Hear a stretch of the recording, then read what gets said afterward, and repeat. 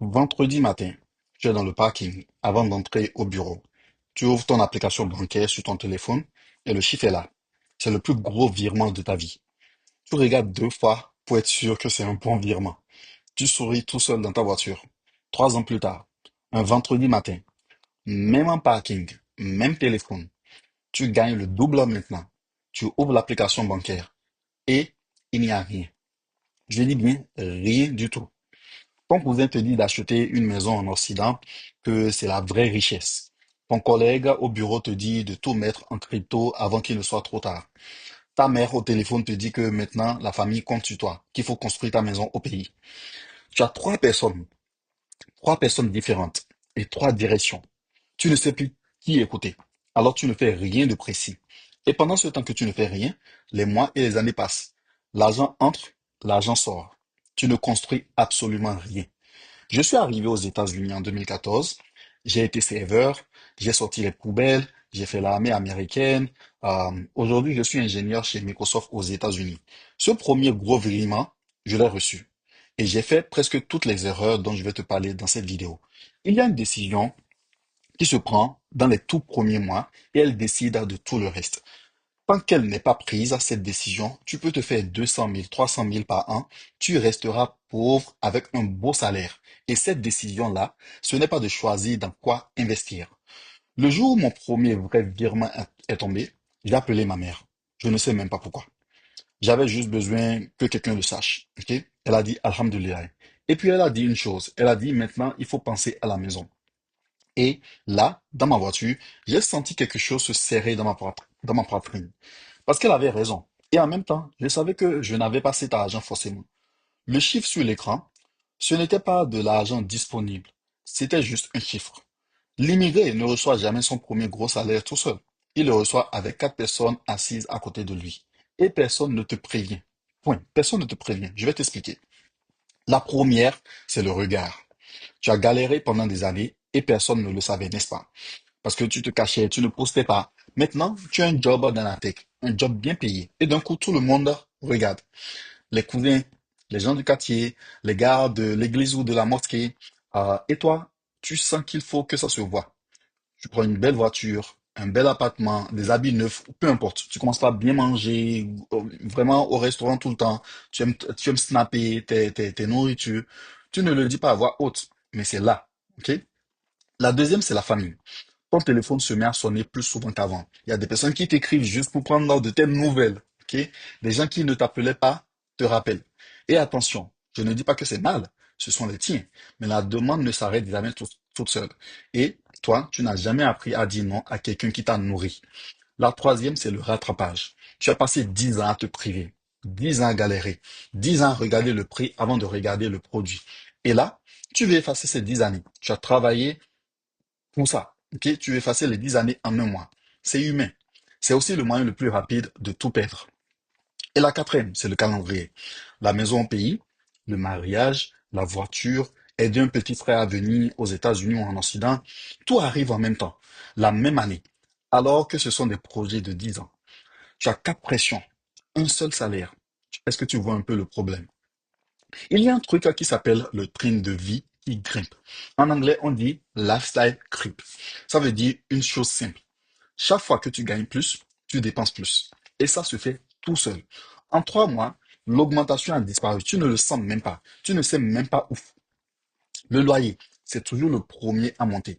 Tu passes d'un studio, ok, un studio que tu avais, un studio partagé à un appartement correct et honnêtement, tu l'as mérité, disons la vérité. Mais le loyer, une fois qu'il monte, il ne redescend pas. C'est un contrat. Tu es coincé dedans pour un an minimum. Puis, la voiture, 900 dollars par mois. Au début, ça te fait mal. Même quand la voiture t'appartient, fais le calcul. Supposons que ta voiture ne t'appartient plus. Regarde ce que tu dépenses en essence. Regarde ce que tu dépenses en réparation, en vidange, ainsi de suite. Au début, ça fait mal. 3 mois après, c'est normal.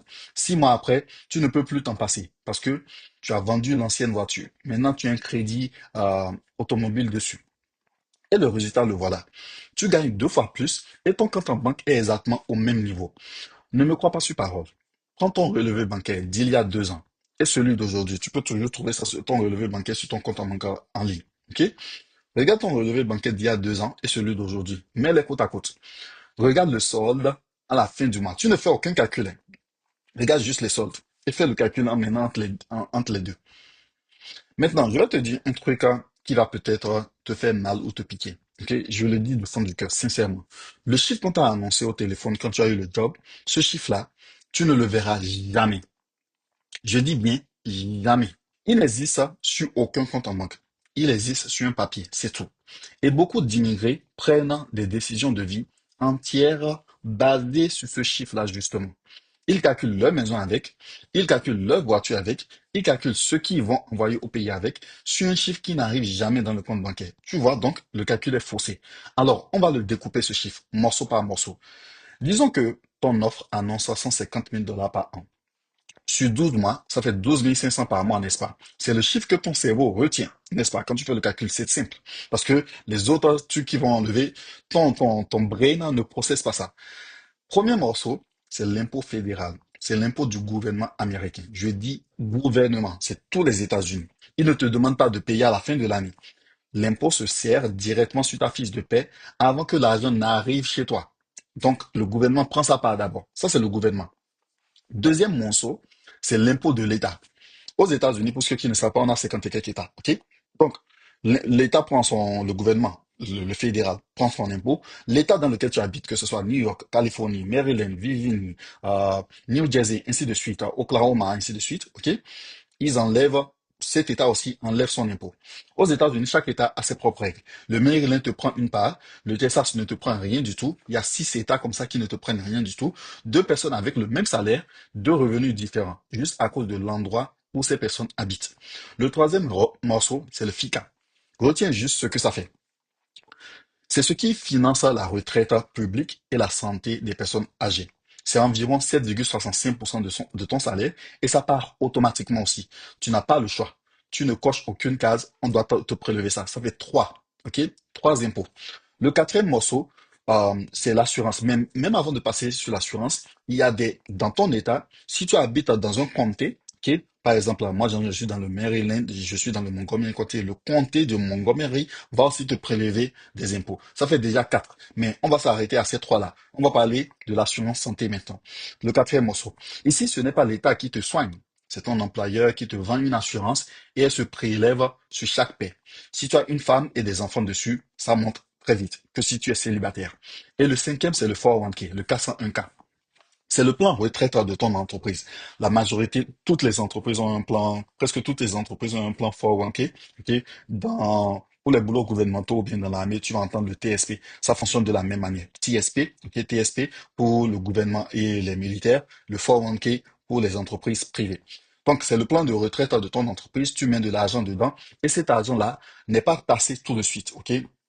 Tu ne paies pas d'impôt dessus, ça dépend de comment tu fais. Tu n'es pas, on ne prélève pas d'impôt là. Celui-là, il ne disparaît pas. Il reste avec toi. C'est ton argent.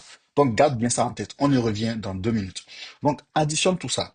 Tes 12 500 par mois que tu avais fait dans la vraie vie, tu vas en avoir peut-être entre 8 000 et 8 500 dans ton compte. Ça reste beaucoup d'argent, disons-nous la vérité.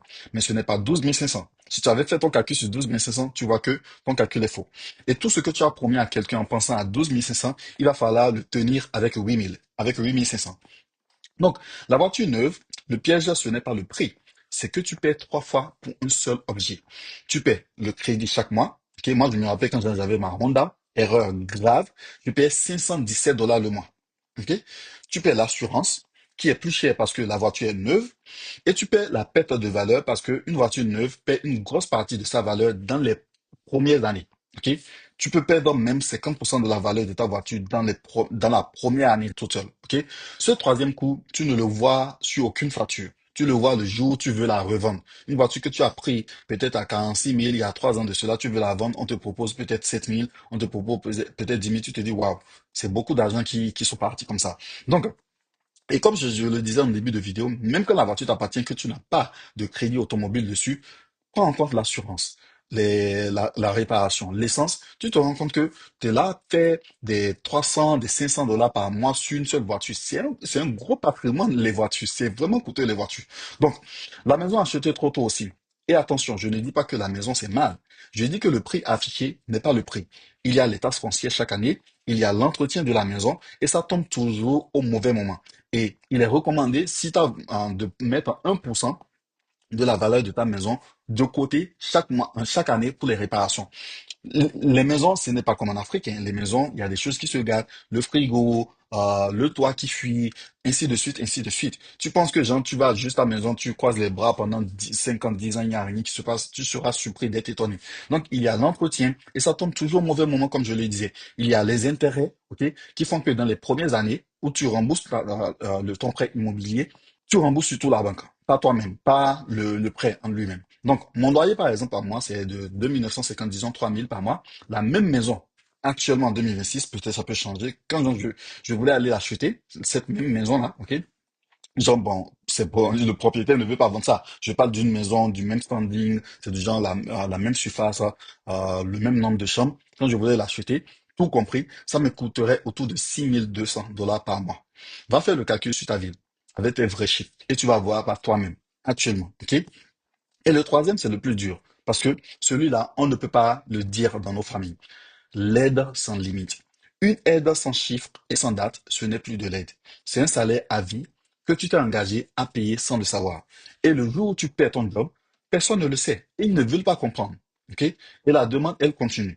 Donc là, tu te dis, OK, j'ai compris tout ça, Yazid. Il faut que j'investisse. Non, pas encore. Pendant 2 ans, j'ai fait exactement ça. Je mettais de l'argent en bourse tous les mois. J'étais fier de moi. Et puis ma voiture est tombée en panne. Grosse panne. Je n'avais pas l'argent. Alors, j'ai retiré ce que j'avais investi au pire moment, en perdant de l'argent au passage. J'avais le bon geste dans le mauvais ordre. Et l'ordre dans cette histoire compte plus que le montant. C'est très important. Étape numéro un, avant la bourse, avant la maison, avant tout d'ailleurs, le coussin. OK? Le coussin. Tu dois mettre 3 à 6 mois de tes dépenses. Attention. OK? 3 à 6 mois de tes dépenses, pas de ton salaire. Si tu vis avec 4000 $ par mois, par exemple, ton coussin, c'est entre 12 000 et 24 000 $. OK? Si tu vis avec 4000 $, ton salaire peut ne pas être de 4000, ton salaire peut être de 6000. Mais si tu vis avec 4000, ton coussin, je répète, c'est entre 12 000 et 24 000 $. Ce n'est pas plus compliqué que ça. Où est-ce que tu mets cet argent? Dans un compte séparé, ok? Sans carte bancaire dessus, si tu peux, dans une autre banque que celle de tous les jours. Pourquoi? Parce que si tu le vois à côté de ton argent normal, tu vas le dépenser. Tu vas vouloir prendre 100 $ par-ci, 200 $ par-là, ainsi de suite. C'est comme ça qu'on fait, ok? Et l'effet réel, il n'est pas financier. Il est dans ta tête. Le jour où tu as 6 mois devant toi, tu arrêtes de dire oui à tout au bureau par peur. Tu peux refuser un projet pourri. Tu peux changer d'emploi. Tu peux négocier. Tu peux partir. Un immigré sans coussin, c'est un immigré qui accepte tout. Et ça coûte bien plus cher que l'argent. Ça coûte ta paix d'esprit. Ok, ton mental. Étape numéro 2. Et celle-là, c'est la plus bête à rater. Beaucoup d'entreprises américaines font ce qu'on appelle un match sur le 401k. Je vous ai parlé du 401k un peu plus tôt. Ça veut dire que chaque dollar que tu mets dans ton plan retraite, l'entreprise en ajoute un aussi, jusqu'à une certaine limite. C'est de l'argent qu'on te donne gratuitement. Donc, à chaque entreprise, ça peut être différent. Par exemple, à Microsoft, quand je mets 100 $, Microsoft me met 50. Tu t'imagines? Quand je mets 1000, Microsoft me met 500. C'est beaucoup d'argent et gratuitement. Donc, j'ai tout intérêt à mettre de l'argent dans ma retraite et Microsoft aussi va me mettre de l'argent. Donc, la règle est simple. Tu mets au minimum ce qu'il faut pour déclencher le match. Jamais moins.